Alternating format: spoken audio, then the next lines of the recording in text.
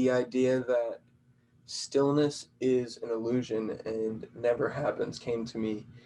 AJ says that all the time, but it came to me when you said, one, the fusion of movements, and two, the meditation. So, what is your thought process, or what do you think when you hear stillness is an illusion? How does that make you feel? What does that make you think of? I mean, it's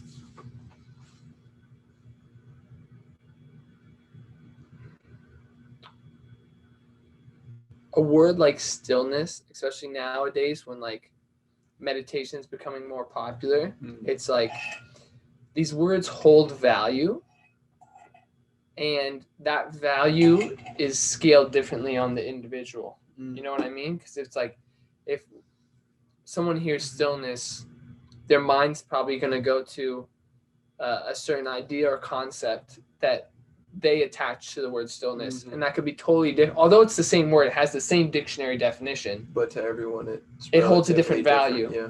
So stillness, in a sense, I would say, is an illusion because, without movement, there's just death. It's like exactly. Blood's always moving through your cells. I mean, you see, like when you get a cast off your hand, it's disgusting. It smells like the flesh is rotting. You know what I mean? So there definitely has to be movement within everything, but just because I'm still doesn't mean that things within me are still. Just because the things within me may be still doesn't mean the world around me has stopped moving. Yes, and there's it's a verb in the it's a verse in the Bhagavad Gita, kind of the book that yoga came from, the principles of yoga, and it says there's two types of meditation. It's action within inaction, and then action in inaction.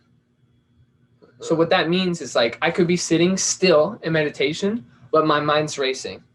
I'm thinking of what I ate for dinner, what I'm going to do after the meditation, or there's my body's moving, but my mind is still. It's absorbed on what I'm doing. And I think that is probably the closest place to stillness you can get internally, of there's not nothingness, but there's absorption on one, maybe two things. Total focus on a task. Exactly. I like that. So it's like some people meditate a lot better when they're moving. Like that's why I love the movement practice. Like when we're doing the flows, it's like that's a time I can guarantee I'm not going to be thinking about anything else. And then there's also like a breathing scheme, like yoga, inhale when you go up, exhale. It's the reverse. It's exhale when you go into a movement because it's usually more strenuous. So it takes like the weightlifting approach of like exhales, you drive the concentric, and then inhales, you leave it. And then when you start to fuse, when you're leaving a motion and you're inhaling, then when you go right into another one, you're exhaling.